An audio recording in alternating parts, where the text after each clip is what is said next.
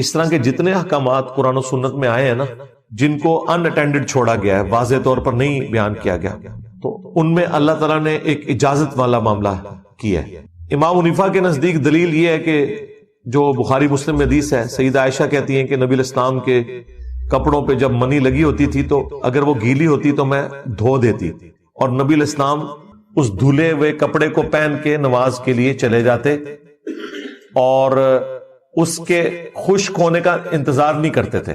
یعنی اگر آپ نے کپڑے سے منی کو دھو دیا تو اب گیلے کپڑے بھی آپ اپنے جسم پہ پہن سکتے ہیں۔ آپ کو تو یہ بات بڑی حیران کن لگ رہی ہوگی کہ اس میں کون سی ایسی راکٹ سائنس ہے۔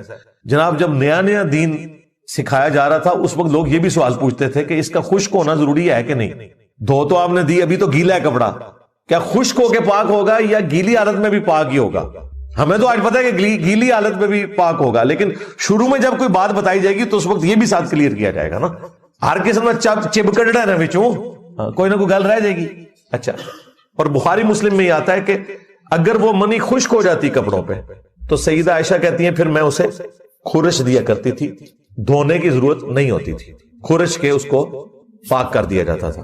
اب یہ جو خورشنے والا معاملہ ہے نا، یہ امام حنیفہ رحمۃ اللہ علیہ بھی مانتے ہیں کہ منی اگر خشک ہو جائے تو کپڑے سے کھرچ کے اگر اس سے اتار دیا جائے، یعنی اس کی کھرچنا یہ ہے کہ وہ داغ تو ظاہر نہیں ختم ہوگا نا کھرچنے سے، اس کو آپ اتنی زور سے رگڑیں گے کہ اس کی اکڑاہٹ جو ہے وہ ختم ہو جائے، اس کے بعد آپ یوں کر دیں، کپڑے کو یوں ملیں ایسے ایسے، پھر ایسے کریں اور وہ اوپر سے جھڑتی جائے یہاں تک کہ اس کی وہ سختی ختم ہو جائے اور بالکل ملائم ہو جائے کپڑا، داغ تو ختم نہیں ہو سکتا، تو یہ کپڑا پاک ہو جائے گا کیونکہ حدیث میں آیا ہوا ہے، اس سے انکار کون کر سکتا تھا؟ امام شافعی اسی کو دلیل بناتے ہیں، وہ کہتے ہیں کہ اگر یہ کھرچنے سے پاک ہو رہی ہے نا، اس کا مطلب ہے کہ منی ناپاک نہیں ہے، کیونکہ پانی تو اس کو لگا ہی نہیں گیا، پانی کے بغیر تو کپڑا پاک ہو ہی نہیں سکتا، اور پھر ابھی اثرات بھی اس کے باقی ہیں، کھرچنے سے زیادہ سے زیادہ اس کی اکڑاہٹ ختم ہوئی ہے نا، اس کا داغ تو باقی ہے، وہ اس میں سے نکل نہیں گیا مکمل طور پہ، لاجیکلی تو بات درست ہے، جو مرضی آپ کر لیں، جتنا مرضی کسی کپڑے کو رگڑ لیں، اس کے اندر جو اثرات ہیں وہ تو باقی ہیں۔ تو امام شافعی کہتے ہیں یہ اس بات کی دلیل ہے کہ کھرچنے سے پاک ہونا یہ انڈیکیٹ کر رہا ہے کہ منی ناپاک نہیں ہے۔ اب امام حنیفہ اور ان کے ساتھیوں کا موقف یہ ہے کہ اگر ناپاک نہیں ہے تو کھرچتے کیوں ہیں؟ تو امام شافعی اس کا جواب یہ دیتے ہیں کہ کھرچتے اس لیے ہیں کہ ایک شخص کے اگر کپڑوں پہ لگی ہوئی ہے اور سامنے سے وہ کپڑے نظر آ رہے ہیں، وہ تو بھائی بلغم بھی لگا ہوا ہو اور سامنے نظر آ رہا ہو تو کراہت تو ہوتی ہے نا، اسی لیے اما عائشہ جو ہے وہ اگر گیلا ہوتا تھا تو دھو دیتی تھی تاکہ وہ اس کا وہ ایک بلغم سا ایک افیکٹ جو منی کا ہے وہ نظر نہ آئے، وہ دیکھنے میں ہی آکورڈ لگتا ہے۔ اور کھرچنے پہ وہ پاک اس لیے ہو رہی ہے کہ وہ کھرچنا اس لیے ضروری ہے کہ وہ اگر کپڑا اکڑا ہوگا پھر بھی دیکھنے میں معیوب لگے گا کہ یار اس کے اوپر کوئی چیز لگی ہوئی ہے، تو اس لیے وہ کھرچ دیتی تھی۔ یہ امام شافعی اس کا جواب دیتے ہیں، اور امام شافعی کی باقاعدہ ڈیبیٹ ہے امام حنیفہ کے شاگردوں کے ساتھ، چونکہ امام حنیفہ تو 150 ہجری میں فوت ہوئے ہیں اور امام شافعی 150 ہجری میں پیدا ہوئے ہیں۔ امام شافعی کے استادوں میں امام حنیفہ کے شاگرد ہیں امام محمد، بلکہ ان کی والدہ کے ساتھ امام محمد نے شادی کر لی تھی، اس کی وجہ سے امام شافعی کے وہ باپ بھی لگتے ہیں، والد نہیں باپ لگتے ہیں امام محمد۔ تو وہ امام محمد کے ساتھ باقاعدہ بحث کرتے تھے کہ امام حنیفہ کا یہ فتویٰ درست نہیں ہے۔ امام شافعی کو اپنی فقہ اسی لیے علیحدہ بنانی پڑی کہ انہیں پتہ چل گیا تھا کہ امام ابو حنیفہ رحمۃ اللہ علیہ اور امام مالک رحمۃ اللہ علیہ سے فقہی مسائل میں بہت بڑی بڑی غلطیاں ہو گئی ہیں، کیونکہ انہوں نے تابعین کے اقوال کے اوپر رلائے کیا اور زیادہ تر مسائل میں اجتہاد کیا جن پہ احادیث ان کے بالکل خلاف تھی، اور واقعی مس ہینڈلنگ ہوئی ہے، اس میں تو کوئی شک نہیں ہے۔ یعنی یہ خون نکلنے سے وضو ٹوٹنے کا مسئلہ یہ امام حنیفہ سے مس ہینڈل تو ہوا ہے۔ ابو داؤد میں واضح حدیث ہے، ایک صحابی کو پیرے پہ تھے، وہ تیر لگتے رہے، ان کے پورے کپڑے خون آلود ہو گئے، اور نماز مکمل کی اور پھر انہوں نے اپنے ساتھی کو اٹھایا۔ اس نے کہا حضرت پہلے اٹھا لینا تھا، نماز توڑ دینی تھی، جان کو خطرہ تھا۔ انہوں نے کہا میں نے ایک سورت شروع کی تھی، میرے ضمیر نے گوارا نہیں کیا کہ میں وہ سورت مکمل کیے بغیر نماز مکمل کروں، تو وہ نماز اسی حالت میں پڑھتے رہے۔ اب یہ حدیث ابو داؤد کی واضح ثبوت ہے کہ خون نکلنے سے وضو نہیں ٹوٹتا، اسی لیے امام شافعی نے اس موقف کو اڈاپٹ کیا ہے۔ اب شیخ زکریا کاندلوی صاحب فضائل اعمال میں نماز میں خشوع خضوع اور کنسنٹریشن سے نماز پڑھنا، اسی کانٹیکسٹ میں صحابی کا واقعہ نقل کرتے ہیں، یہ والا اب واقعہ انہوں نے نقل کیا، ان کو فوراً فکر پڑ گئی کہ اگر یہ واقعہ کسی تبلیغی جماعت والے نے پڑھ لیا تو وہ تو یہ سمجھے گا کہ خون نکلنے سے وضو نہیں ٹوٹتا، اور دوسرا مسئلہ یہ ثابت ہوا کہ خون پاک ہے، کیونکہ کپڑے ناپاک ہو جائے تو نماز ہی نہیں ہوتی۔ تو دو مسائل جو ہیں امام حنیفہ کے اڑ رہے تھے، ایک حدیث سے دو مسئلے شکار ہو رہے تھے۔ تو شیخ زکریا کاندھلوی نے فضائل اعمال میں یہ واقعہ لکھ کے نا فے ڈالی ہے نیچے، چھوٹی سی فے، وہ فائدہ اسے کہتے ہیں۔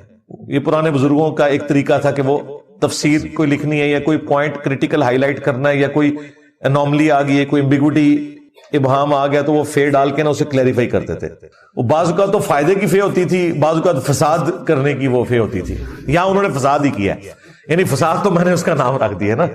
تو فساد انہوں نے یہ کیا کہ انہوں نے کہا کہ یہ جو اوپر ہم نے واقعہ لکھا ہے تو اس میں ایک چیز ہائی لائٹ ہوئی ہے کہ وہ صحابی اسی حالت میں نماز پڑھتے رہے، خون بھی ان کے جسم پہ لگا ہوا اور خون نکل رہا۔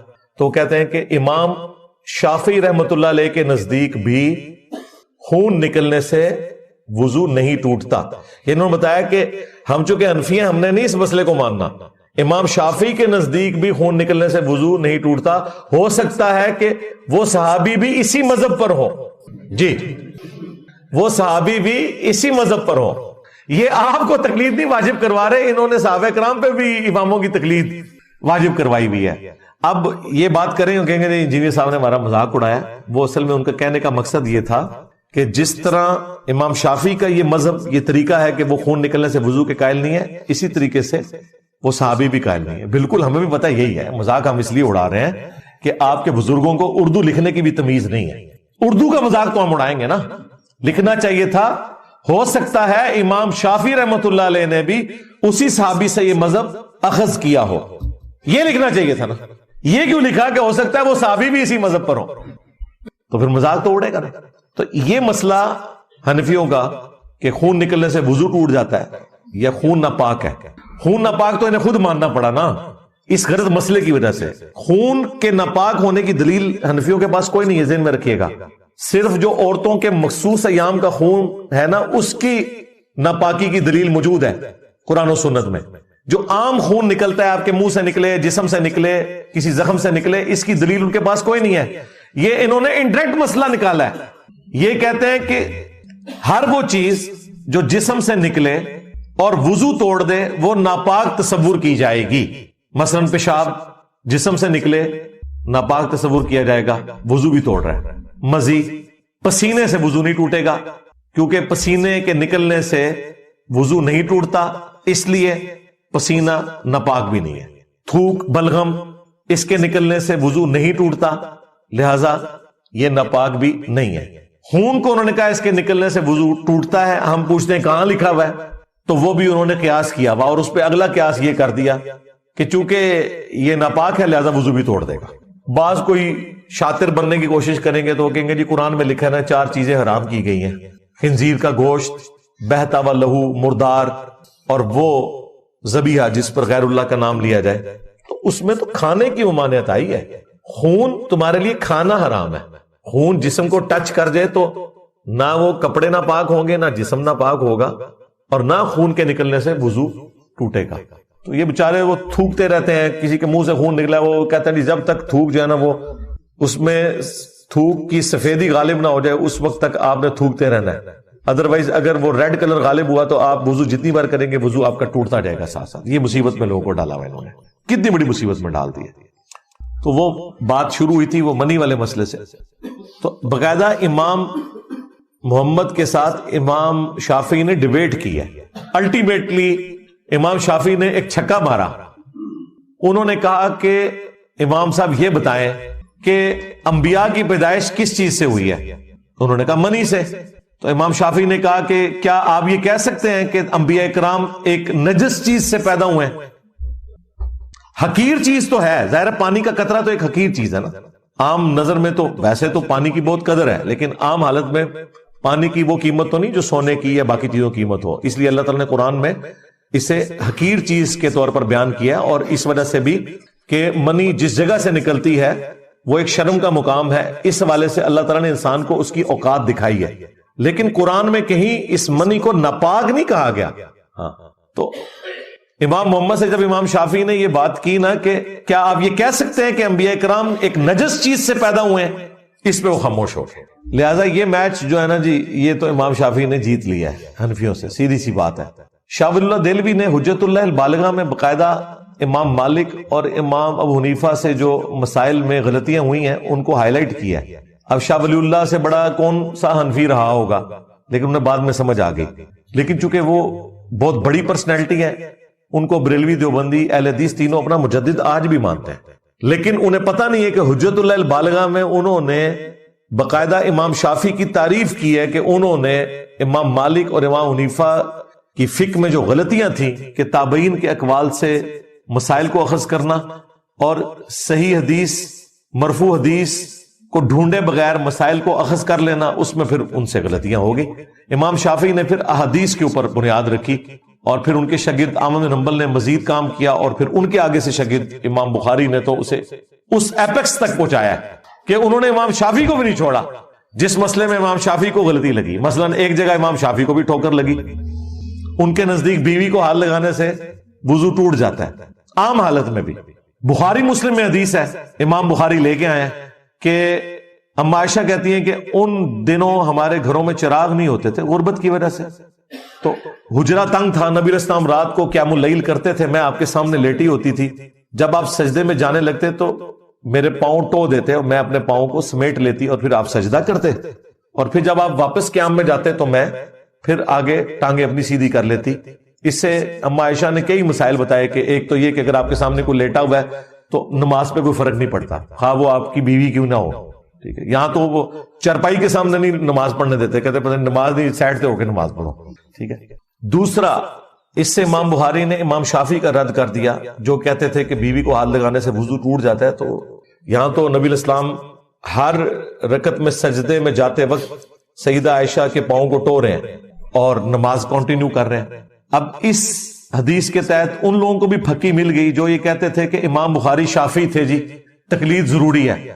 امام بخاری نے تو امام شافعی سے بھی اختلاف کیا ہے، 300 جگہ پر امام حنیفہ سے اختلاف کیا ہے صحیح بخاری کے اندر.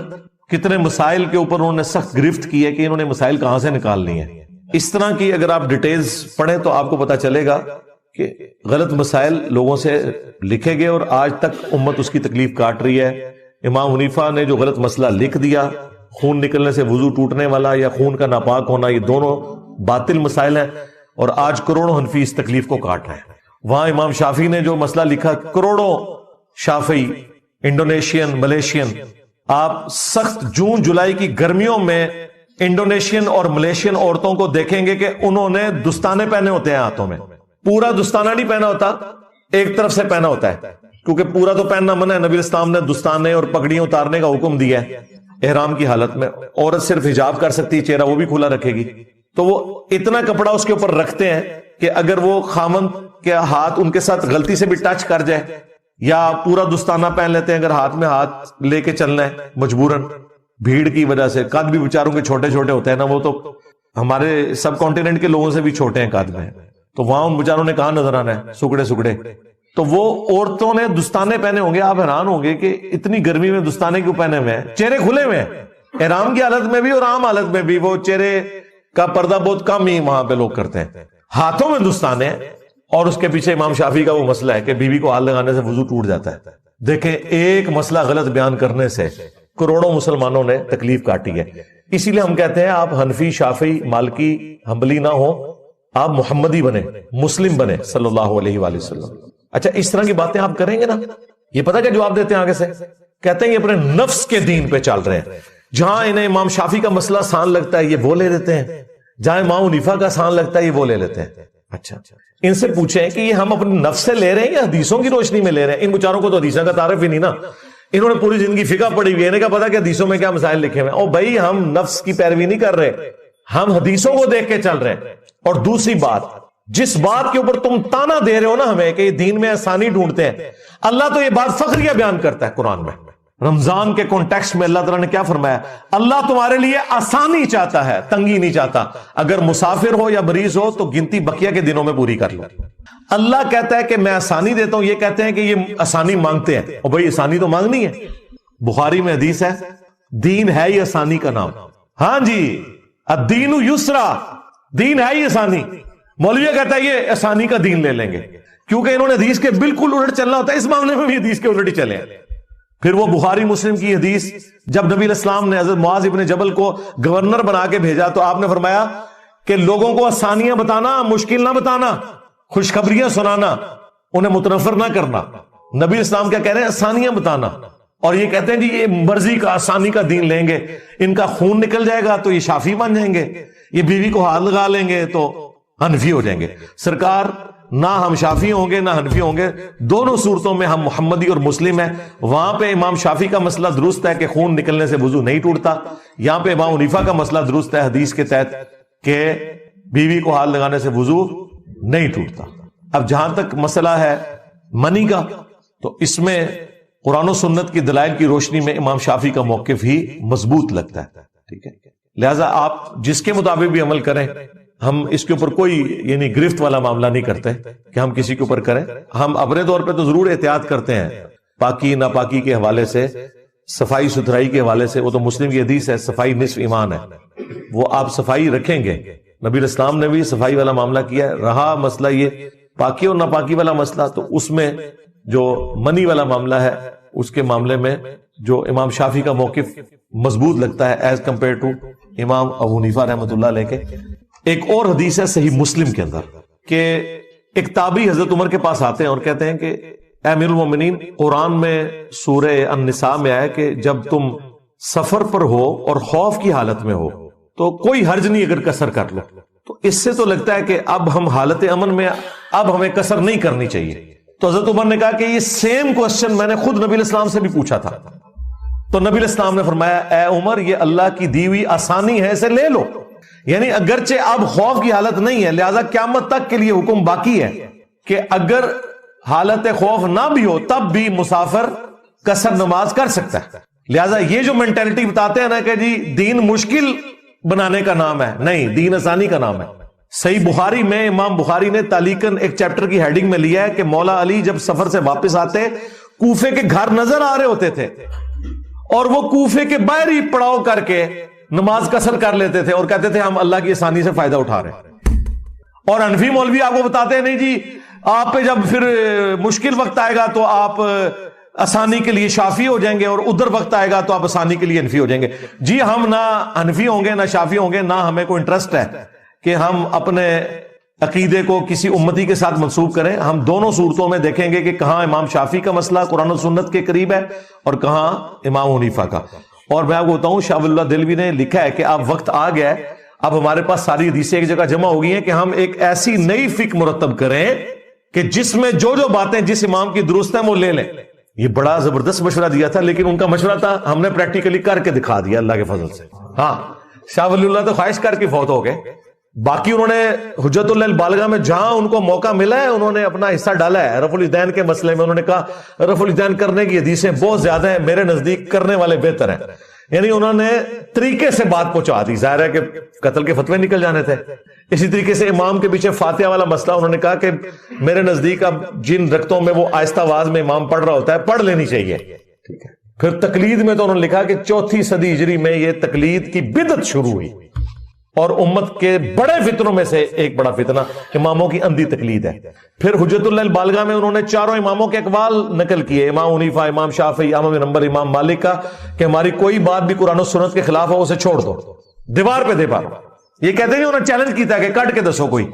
نہ سرکار نہ لکھا ہے کہ مفتی پر واجب ہے کہ جب تک ہمارے قول کی دلیل اسے معلوم نہ ہو وہ فتویٰ نہ دے. اور امام مالک کا قول نقل کیا ہے کہ وہ رسول اللہ کی قبر کی طرف اشارہ کر کے کہتے تھے کہ ان صاحب قبر صلی اللہ علیہ وآلہ وسلم کے علاوہ کوئی ایسا شخص نہیں جس کی ہر بات مقبول ہو اور کوئی مردود نہ ہو سوائے رسول اللہ کے. اور کوئی ایسا شخص نہیں کہ جس سے اختلاف نہ ہو سکے سوائے نبی صلی اللہ علیہ وآلہ وسلم کے. اور یہ امام مالک نے خالی ایک دھمکی نہیں لگائی ہے، پریکٹیکلی عمل بھی کیا ہے. الموطا امام مالک میں امام مالک نے نقل کیا کہ عبداللہ ابن عمر حج اور عمرے کے موقع پر داڑھی کا بھی قصر کرتے تھے، یعنی مٹھی کے بعد داڑھی کاٹتے تھے. وہ ابو داؤد میں آتا ہے کہ وہ بڑھاتے ہی صرف حج عمرے کے لیے تھے، ان کی داڑھی ہوتی مٹھی تھی. یہ جو دعا ہے نا ذهب الظمأ وابتلت العروق وثبت الاجر انشاءاللہ، یہ حدیث پوری یوں ہے کہ عبداللہ بن عمر افطار کے وقت یہ دعا پڑھتے تھے اور مٹھی کے بعد داڑھی بھی کاٹتے تھے. بخاری میں تو آیا حاج عمرے پہ کاٹتے تھے, ابو داؤد میں آیا مطلقاً کاٹتے تھے, اور الموطا امام مالک میں آیا کہ وہ بڑھائی انہوں نے اس لیے ہوتی تھی کہ وہ حج اور عمرے کے لیے بڑھا لیتے تھے, رمضان کے بعد داڑھی نہیں کاٹتے تھے کہ تھوڑی سی بڑھ جائے, حج اور عمرے کے موقع میں کاٹ لوں گا. تو امام مالک نے ان کا فتویٰ نقل کیا کہ عبداللہ بن عمر جو ہیں وہ تو سر کے بالوں کی بھی کسر اور حلق کا معاملہ کرتے تھے, وہ داڑھی کو بھی کسر کرتے تھے. لیکن ساتھ امام مالک نے لکھا کہ یہ عبداللہ بن عمر کا ذاتی عمل ہے, امت کے لیے مشروع نہیں ہے. اختلاف کر دیا نا کہ کوئی عبداللہ بن عمر کے مسئلے کو یہ نہ بنا لے کہ داڑھی کا کسر بھی ضروری ہے, صرف سر کا ضروری ہے حج اور عمرے کے موقع پر. تو اماموں نے باقاعدہ اختلاف کیا, لیکن امام مالک سے اب اتنا بڑا مسئلہ مس ہینڈل ہوا. انہوں نے الموطا امام مالک میں لکھا کہ میں نے تو شوال کے 6 روزے کسی کو رکھتے ہوئے نہیں دیکھا. یہی امام حنیفہ بھی کہتے تھے, لیکن آج حنفی ہوں مالکی ہوں پوری امت مانتی ہے کہ شوال کے 6 روزے سنت ہے, کیونکہ صحیح مسلم میں حدیث ہے, ابو داؤد میں, ترمذی میں, نسائی میں, ابن ماجہ میں, کہ رمضان کے بعد جو 6 روزے رکھ لے شوال کے, اسے پورے سال کے, پوری زندگی کے روزوں کا ثواب ہے اگر وہ روٹین میں رکھتا ہے. اور جس طرح مرضی رکھے, پورے مہینے میں پورے کرنے ہیں, چاہے فوراً شروع کر دے چاہے بعد میں کرے, یہ بھی ضروری نہیں کہ ایک فوراً رکھ لے اور باقی بعد میں, جس طرح مرضی شوال کے اندر رکھنا ہے. تو یہ میں آپ کو بتا رہا ہوں کہ امام شافعی رحمۃ اللہ علیہ نے جو کنٹریبیوشن کی ہے, شاہ ولی اللہ نے اسے انڈورس کیا. پھر شاہ ولی اللہ نے حجت اللہ البالغہ میں عدی ابن حاتم والی وہ حدیث بھی ڈالی ہے جامع ترمذی کی, جنہوں نے آ کے حضور سے پوچھا تھا قرآن میں ایک آیت ہے, اور انہوں نے سلیب ٹانگی ہوئی تھی, مسلمان ہوئے, حاتم تائی کے بیٹے تھے, وہ میرے دل میں کھٹکتی آیت, اتخذوا احبارہم ورہبانہم اربابا من دون اللہ. یہود و نصارہ نے اپنے جوگیوں اور صوفیوں کو اور علماء کو اپنا راہبوں کو رب مان لیا تھا اللہ کے مقابلے پر. یا رسول اللہ, ہم نے تو کبھی پرستش نہیں کی اپنی علماء کی. نبی الاسلام نے کہا کہ کیا تم اپنے علماء کے فتاوی جو ہے حلال اور حرام کے ڈیسیژن بغیر دلیل کے مان نہیں لیا کرتے تھے؟ ان کا یا رسول اللہ ایسے ہی تھا. فرمایا یہی تو ان کو رب بنانا ہے. یعنی عدی ابن حاتم کو حضور کہہ رہے ہیں کہ عدی ابن حاتم تو نے کر لینا تھا غور کہ کتابوں کا خدا اور ہے بابوں کا خدا اور. انہوں نے نہیں آگے سے کہا میں تو جاہل ہوں, جاہل کو تو امام کی تقلید کرنی چاہیے. حضور کہہ رہے ہیں کہ تمہارے علماء کے فتوے تم کیوں مان لیتے تھے جو قرآن و سنت میں نہیں لکھے ہوئے تھے. یہ غور کرنے والی بات ہے. عدی ابن حاتم عالم نہیں تھے. حضور کیا کہہ رہے ہیں کہ علماء سے پوچھ کے جب چلنا ہے نا تو پوچھنا ہے لکھیا کتے ہے. ہاں, اس حدیث کو شاہ ولی اللہ دہلوی نے کہا کہ آج کے دور میں بھی جو قرآن و سنت کے مقابلے پہ امام حنیفہ, امام شافعی, احمد بن حنبل یا امام مالک کے فتاوی جو انہوں نے بدنیتی سے نہیں دیے, لمیٹڈ نالج کی وجہ سے ان کو دینے پڑے, تو وہ جو فتوے لیتا ہے اور قرآن و سنت کو چھوڑ دیتا ہے, گویا کہ وہ وہی کام کر رہا ہے جو یہود و نصارہ والا کام ہے. اب انہوں نے حجت اللہ البالغہ کو نا سلیکٹو پڑھا ہوا ہے اپنی اسٹڈی کے اندر, چند ایک چیزیں پڑھ لی ہوئی ہیں, انہیں نہیں پتا اس میں یہ بھی لکھا ہوا ہے کہ شاہ ولی اللہ نے منجی ٹھوکی ہوئی ہے حنفیوں دی. ہاں جی, اسی طریقے سے حنفیوں نے جو آپ کو ڈیفینیشن بتائی ہوئی ہے نا وضو اور غسل کے لیے پانی لینے کی, توبہ توبہ توبہ توبہ توبہ. میں آپ کو وضو سے کہہ رہا ہوں, جو انہوں نے ڈیفینیشن بتائی ہے اس کے تحت تو کسی صحابی کا وضو نہیں ہوتا. یہ کہتے ہیں جی داڑھی کا ایک ایک بال اور کھال تک دھلنا, ان کی داڑھی کے لیے جتنا پانی چاہیے نا اس میں 10 بندے وضو کرتے ہیں. جی ہاں, بخاری مسلم میں جو کیلکولیشن بنتی ہے نا نبی الاسلام کے وضو کا پانی جس سے آپ وضو فرماتے تھے ½ لیٹر ہے. جی ہاں, ایک بوٹل ہوتی ہے نا اس سے نبی الاسلام وضو فرما لیتے تھے. بخاری مسلم میں نبی الاسلام نے ایک دفعہ بھی پانی لیا ہے اعضائے وضو دھونے کے لیے, ایک دفعہ. اب مجھے بتائیں ایک دفعہ آپ پانی لیں گے, نبی الاسلام کی تو داڑھی گھنی تھی, ان کے تو 10 گلاس چاہیے گھنی داڑھی کو دھونے کے لیے. اور بھائی جتنا چہرہ سامنے نظر آ رہا ہے وہ کافی ہے, باقی آپ نے داڑھی کا خلال کرنا ہے. ایک دفعہ اعضائے وضو, 2 دفعہ بھی بخاری مسلم میں حدیث میں ہے, 3 دفعہ بھی, تینوں طریقے سنت ہے, 3 دفعہ بھی لیں. تو جو یہ ڈیفینیشن بتاتے ہیں نا دھونے کی, اس میں 3 دفعہ پانی لینے سے داڑھی والے کا چہرہ نہیں دھلتا. کہتے ہیں جی ایک ایک بال تک اندر, اور نہیں ہو یار, بس یہ سامنے جو چہرہ نظر آ رہا ہے داڑھی کا خلال, دیٹس آل, ختم. ایک دفعہ پانی لینا بھی صاحب, 2 دفعہ بھی, 3 دن. اسی طریقے سے غسل کے لیے بخاری مسلم میں اگر آپ دیکھیں تو آپ کو ملے گا 7 لیٹر پانی کے ساتھ. نبی الاسلام نے 7 لیٹر پانی کے ساتھ غسل بھی کر لیے. 7 لیٹر کتنا ہوتا ہے, 1.5 لیٹر کی کتنی بوتلیں بنی, 4.5 بوتلیں, جو 1.5 لیٹر کی آپ کی یہ بوٹلز ملتی ہیں. چلیں اس کو راؤنڈ آف کر لیتے ہیں, 5 بوتلیں 1.5 لیٹر کی, اس سے نبی الاسلام غسل کر لیتے تھے. بلکہ وہ ایک صحابی تو آ کے بحث کر رہے تھے سیدہ عائشہ کے ساتھ نا کہ میرے تو سر کے بال بہت گھنے ہیں. انہوں نے کہا نبی علیہ السلام کے تو سر کے بال تم سے بھی زیادہ گھنے تھے، داڑھی بھی گھنی تھی، تو حضور تو اتنے پانی سے غسل کر لیتے تھے۔ تو اس زمانے میں لوگ وہم کرتے تھے۔ اسی وجہ سے وہ بخاری مسلم میں آتا ہے کہ اما عائشہ نے 2 تابعین کو غسل کر کے دکھایا تھا، فزیکلی سامنے نہیں کیا تھا۔ ان کا وہم نکالنے کے لیے اما عائشہ پردے میں اٹیچ باتھ میں گئی تھی۔ وہ کہتے ہیں جی اس میں لکھا ہے ایک موٹا کپڑا تھا، تو ظاہر ہے اس زمانے میں کپڑے کا ہی بات ہوتا تھا۔ ابھی بھی آپ ڈرائیو میں کچھ عرصہ پہلے پکے باتھ روم بنے، ورنہ وہ کپڑے کا ہی باتھ روم بنا ہوتا ہے، اس میں سے کوئی نظر تو نہیں آتا ہے۔ یہ تو نہیں کہ اندر کو بلب جل رہا ہے اور کوئی بندہ نہاتا ہوا نظر آ رہا ہے، گھروں میں تو کارنر میں ہوتا تھا۔ اما عائشہ نے وہم نکالنے کے لیے نا ایک بالٹی میں پانی لیا، آلموسٹ 7 لیٹر، اور ان کے سامنے اندر گئیں، غسل کیا، باہر نکلی، اور یہ بتانے کے لیے دیکھو میں نے اسی سے ہی غسل کر لیا، اب کم از کم اپنا وہم نکال دو۔ اس زمانے میں یہ بڑی ایک اختلاف والی چیز چل پڑی تھی۔ عبداللہ ابن عمر بڑی سختی کرتے تھے عورتوں کے اوپر کہ وہ عام غسل کے لیے بھی چٹیاں کھولیں گی، تو اما عائشہ کو اتنا غصہ آیا، بخاری مسلم میں آتا ہے اما عائشہ نے کہا کہ عبداللہ ابن عمر عورتوں کو چٹیاں مونڈنے کا کیوں نہیں کہہ دیتا کہ یہ ٹینڈی کروا دیں عورتیں، اتنے سخت مسئلے بتاتا ہے یہ، جبکہ نبی علیہ السلام ہمیں صرف حیض کے بعد جو غسل ہے اس میں چٹیاں کھولنے کا حکم فرماتے تھے۔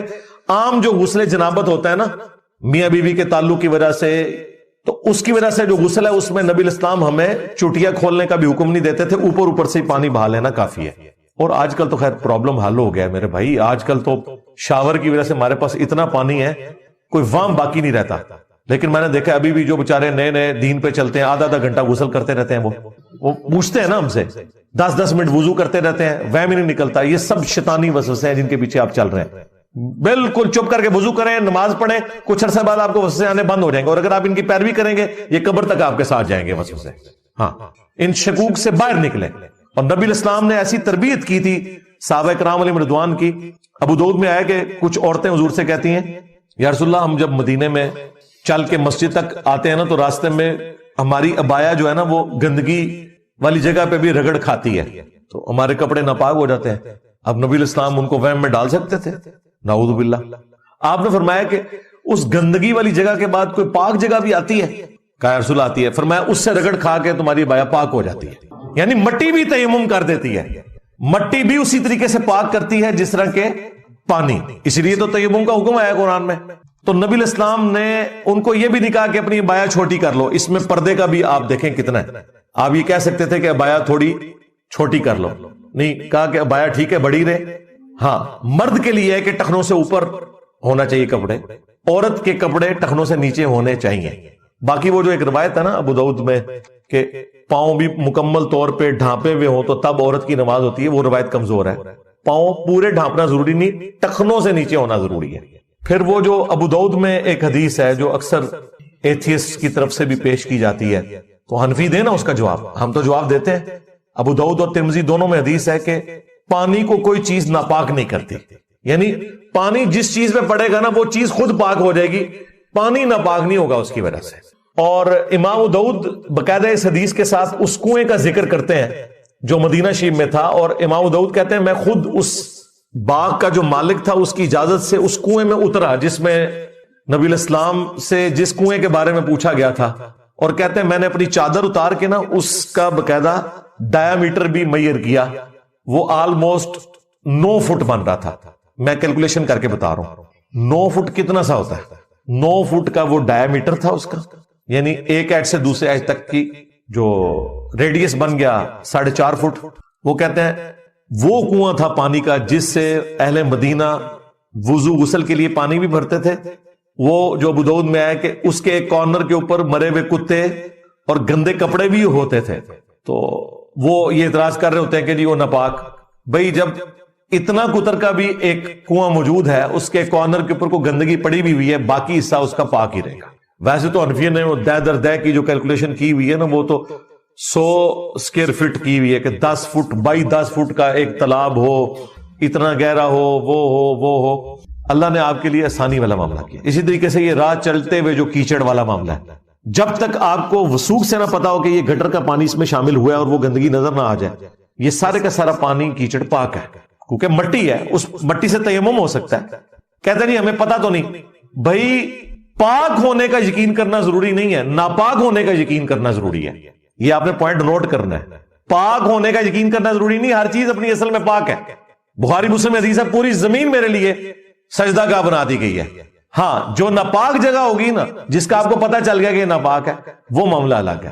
ادروائز عام حالت میں جتنی روڈ کے اوپر مٹی ہے یا راستے میں جو مٹی ہے، ہمارا تو سیوریج کا نظام بہت بہتر ہے. آپ ذرا ان زمانے میں لوگوں کی، اہل مدینہ کی کیا حالت ہوتی ہوگی، وہ اتنی یعنی صفائی کا اہتمام کر سکتے تھے جتنا ہم آج کر لیتے ہیں. تو یہ دنیا میں اس طرح معاملات نہیں چلتے. لہذا اس طرح کے وہم میں پڑ جانا، بعض لوگ پاکی پلیدی کے مسائل میں اتنے پھنستے ہیں، پوری پوری ٹینکیاں خالی کر دیتے ہیں، نفسیاتی مریض بن جاتے ہیں. ہمیں لائیو سیشنز میں کئی بچیوں کے بھی باقاعدہ نیچے چیٹ باکس میں کوسچنز آئے ہیں، وہم کا شکار ہیں، کئی بچے وہم کا شکار ہیں. ان کے ماں باپ لادہ سے پریشان ہوتے ہیں کہ یہ بچے دین پہ چلیں، یہ پاگل ہی ہو گئے. وہ اس لیے پاگل ہوتے ہیں کہ انہیں دین کا علم نہیں ہے. اگر دین کا علم ہو میرے بھائی، ایک لوٹے سے بڑے آرام سے وضو ہو جاتا ہے اور پانی بچ بھی جاتا ہے. لیکن جو فقہ حنفی والوں نے آپ کو وضو بتایا ہوا ہے، ایک لوٹے سے نہیں، کم از کم 2 یا 3 لوٹے چاہیے. اور میں نے کتنے بڑے بڑے علماء کو دیکھا ہے وضو کرتے ہوئے، حنفیوں کے، کس طریقے سے وہ وضو کرتے ہیں. 2 3 کیا کئی لوٹے لگ جاتے ہیں. تو ٹوٹی کے نیچے تو وضو کرنا بہت آسان ہے. ہمارے پاس پانی اویلیبل ہے، آپ کی مرضی، 1 دفعہ اعضائے وضو دھوئیں، 2 دفعہ دھوئیں، 3 دفعہ دھوئیں، تینوں طریقے سنت ہے. یہ میں نے تفصیلاً اس لیے گفتگو کی کہ یہ وہ مسائل ہیں جن کی وجہ سے لوگ مصیبت کا شکار ہوتے ہیں. اس طریقے سے گھروں میں بھی یہ پاکی پلیدی کے جو مسائل چل رہے ہوتے ہیں، واشنگ مشین کا کہ جی وہ ناپاک کپڑے مکس ہو گئے ہیں پاک کے ساتھ. او بھائی یہ فرق کرنا ہی بڑا مشکل ہے.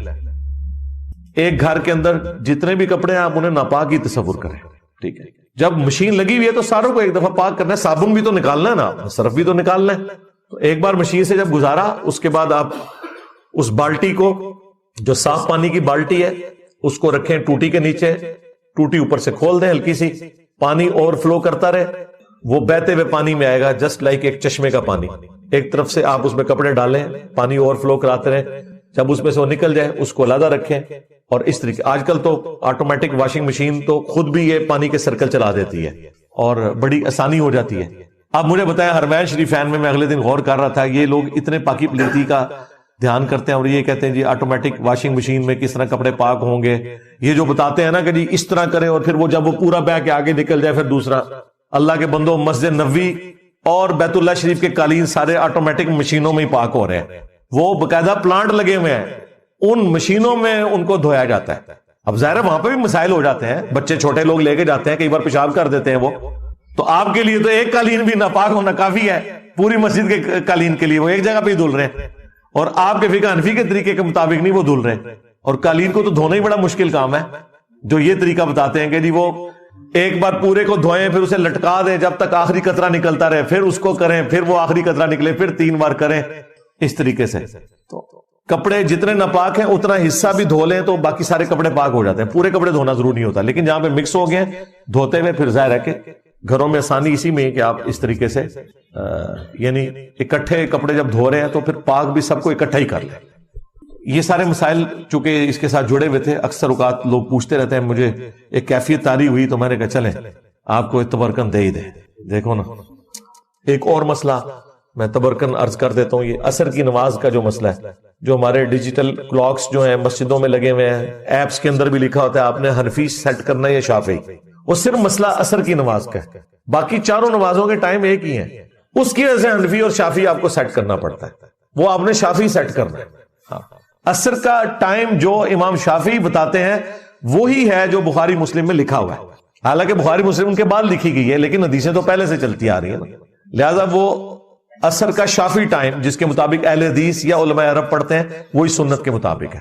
بخاری مسلم میں واضح حدیث ہے، صحابہ کرام کہتے ہیں ہم نبی الاسلام کے پیچھے عصر کی نماز پڑھتے ہیں. ایک صحابی بتا رہے ہیں اس کی ٹائم کی ڈیوریشن کو، وہ کہتے ہیں عصر کی نماز پڑھ لیں، اس کے بعد اونٹ کو نہر کیا جاتا، اونٹ کو نہر کیا جاتا، اس کی کھال اتاری جاتی، اس کا گوشت بنایا جاتا، وہ پکایا جاتا، پکا کے کھا بھی لیتے، ابھی بھی سورج بلند ہوتا تھا. عصر سے مغرب کے درمیان وہ ٹائم کی ڈیوریشن بتا رہے ہیں. اس زمانے میں اسی طریقے سے کیلکولیٹ کیا جاتا تھا کہ کوئی شخص فلاں جگہ سے چل پڑے اور فلاں جگہ پہنچے پیدل چلتا ہوا، اتنا فاصلہ ہے فلاں سے فلاں جگہ کا. ظاہر اس زمانے میں گھڑیاں تو نہیں تھی نا. اب یہ حدیث گلے میں اٹک گئی حنفیوں کے. یہ حدیث بخاری میں بھی مسلم میں بھی اس میں تو واضح لگ رہا ہے کہ عصر کی نماز کم از کم 2-2.5 گھنٹے پہلے آپ نے غروب آفتاب سے پہلے پڑھنی ہے۔ ہمارے جو استاد غلام رسول سعیدی صاحب بریلوی محدث گزر چکے ہیں، اللہ تعالیٰ ان کی غلطیوں سے درگزر فرمائے، انہیں نیک کاموں کا اجر دے۔ انہوں نے شرح صحیح مسلم لکھی تو یہ حدیث پھنس گئی ان کے گلے میں کہ بھائی ایک اونٹ کو نہر کیا جا رہا ہے، پھر اس کی کھال اتاری جا رہی ہے، پھر اس کے گوشت کے ٹکڑے کیے جا رہے ہیں، پھر اسے ہنڈیا میں پکایا جا رہا ہے، پھر کھایا جا رہا ہے۔ تو یہ تو انہیں نظر آ گیا کہ بھئی امام صاحب تو گئے، ہمارا مسئلہ تو گیا، انہوں نے تو پڑھنی ہوتی ہے منافقوں والی نماز زیادہ تر۔ جی ہاں، مسلم شریف میں حدیث ہے کہ جب سورج زرد ہو رہا ہو نا تو یہ منافق کی نماز ہے، وہ ٹھونگے مارتے آ کے۔ اگرچہ نماز ہو جاتی ہے غروب آفتاب سے پہلے 1 رکعت بھی کسی نے پا لی، بخاری مسلم میں ہے، لیکن وہ مجبوراً ہے، جان بوجھ کے نماز کو لیٹ کرنا۔ میں خود رائے میں عصر کی نماز میں نے کئی دفعہ پڑھی ہے، غروب آفتاب 7 بجے ہو رہا ہوتا ہے، 6 بجے، بعض کا 6:15 بجے عصر کی نماز ہو رہی ہوتی ہے، تو مشکل سے ہی آپ فارغ ہوتے ہیں، صفحے سیدھی کراتے ہوئے ٹائم ہو جاتا ہے، ظاہر انہیں حنفی ٹائم پہ پڑھنا ہے، سنت کے مطابق تو وہ 4 بجے بھی پڑھ سکتے ہیں۔ ہمارے سب کانٹیننٹ میں پورے سال میں لیٹ سے لیٹ جو عصر کا ٹائم داخل ہوتا ہے نا وہ 4 بجے ہوتا ہے، 3:57 پہ لیٹ سے لیٹ، تو 4 بجے عصر کی نماز پورا سال بھی کروائی جا سکتی ہے فکس کر کے، گرمی سردی جیسے زور فکس کی ہے نا 1 اور 1:30، عصر بھی فکس ہو سکتی ہے سب کانٹیننٹ میں 4 بجے، وہاں 6 بجے پڑھ رہے ہوتے ہیں۔ اب غلام رسول سعیدی صاحب کو پتا چل گیا یہ مسئلہ تو بھائی خطرناک ہے، ہمارے امام صاحب کا مسئلہ تو فارغ ہو رہا ہے۔ پتا انہوں نے اس کا جواب کیا دیا؟ ان کا ہو سکتا ہے کئی ایک ماہر قسم کے قصاب ملتے ہوں، یعنی وہ کہہ رہے کئی ایک قصاب مل کے اونٹ گراتے ہوں، پیرلل میں وہ کھال اتار رہے ہوں اور اس کی بوٹیاں، یعنی وہ جو صحابی ہیں وہ یہ بتانا چاہ رہے تھے کہ کئی قصاب مل کے 5 منٹ میں اونٹ گرا کے انبیوں کی نماز کا ٹائم ثابت کرتے تھے۔ وہ تو بتانا چاہ رہے ہیں نارملی جب ایک اونٹ کو گرایا جاتا ہے، اس کو نہر کیا جاتا ہے، اس کی کھال اتاری جاتی ہے، اس پہ ایک ٹائم لگتا ہے، اس کے بعد اس کا گوشت بنانے میں بھی ٹائم لگتا ہے، پھر اس کو پکایا جاتا ہے، کھا بھی لیا جاتا ہے، ابھی بھی سورج بلند، تو 2-2.5 گھنٹے بنتے ہیں۔ اس کا کوئی جواب نہیں ہے سوائے اس کے کہ کوئی شخص ہٹ درمی پہ اترا ہو اور وہ ماننا نہ چاہے، وہ الگ بات ہے، ادروائز یہ بالکل کرسٹل کلیئر ہے۔ اور میں آپ کو بتاؤں جب میں نے یہ تحقیق شروع کی نا 2008 کی بات ہے، جب میں نے یہ دوبارہ سے حدیث کی کتابیں پڑھنی شروع کی تو میں نے ایک پورا اپنا ویکینڈ صرف اس کے اوپر لگایا کہ میں عصر کی نماز کا ٹائم دیکھوں کہ کس کا صحیح ہے۔ یقین کریں بخاری سے لے کے ابن ماجہ تک آپ ساری کتابیں پڑھ لیں اور کمبائنڈ فارم میں مشکات میں، آپ کو پتہ چلے گا 1 سائیڈڈ مقدمہ ہے، حنفیوں کے ریلیٹڈ کوئی حدیث دور دور تک موجود ہی نہیں ہے کہ یہ نماز کا ٹائم جو یہ بتا رہے ہیں۔ ایک یہ مجبوراً وہ بخاری مسلم میں حدیث ہے، جس نے طلوع آفتاب سے پہلے فجر کی 1 رکعت پا لی اس نے فجر کی نماز پا لی، اگرچہ دوسری رکعت اس کی مکروہ ٹائم میں ہو رہی ہے چونکہ وہ پہلے شروع کر چکا تھا، اور جس نے غروب آفتاب سے پہلے عصر کی 1 رکعت پا لی اس نے عصر کی نماز پا لی۔ یہ مجبوراً ہے، اگرچہ 3 رکعتیں ہیں اس کی مغرب کے وقت میں ہو رہی ہیں، مجبوراً۔ ادھر بھی حنفی 2 نمبری کرتے ہیں، عصر کے لیے مانتے ہیں کیونکہ اپنے بابے کا مسئلہ حل کرنا ہے، فجر کے لیے مانتے ہی نہیں ہے اس حدیث کو، کہتے ہیں جی اگر آپ نے سلام 1 سیکنڈ بعد بھی پھیر دیا نا تو آپ کی نماز پوری ختم ہوگی۔ ہم کہتے ہیں یار حدیث میں ہے، وہ کہتے ہیں نہیں ہم آدھی حدیث مانیں گے کہ عصر کی اگر 1 رکعت پا لی باقی 3 مغرب کے وقت میں پائی تو وہ تو درست ہے، یہاں فجر کی آدھی نماز پا لی ہے یعنی 1 رکعت اور باقی جو ہے ٹرانزیشن پیریڈ میں ہے، کہتے ہیں نماز درست نہیں ہے۔ 2 نمبری کی انتہا دیکھیں۔ تو بے ایمانی پہ اگر کوئی اترا ہوا ہے، کوئی مسائل ماننا نہیں چاہتا، اس کا الگ معاملہ ہے، چونکہ دعاؤں کے لیے بھی لوگوں نے کہا ہوتا ہے اس لیے ہم اینڈ پہ دعا کروا دیتے ہیں۔ اللہم انی اسألک بانک انت اللہ لا الہ الا انت الاحد الصمد الذی لم یلد ولم یولد ولم یکن له کفوا احد وإلہکم الہ واحد لا الہ الا هو الرحمن الرحیم الف لام میم اللہ لا الہ الا هو الحی القیوم اللہم صلی علی محمد وعلی آل محمد اللہم ربنا آتنا فی الدنیا حسنہ وفی الآخرة حسنة وقینا عذاب النار ربنا آتنا من لدنک رحمہ وہیئ لنا من امرنا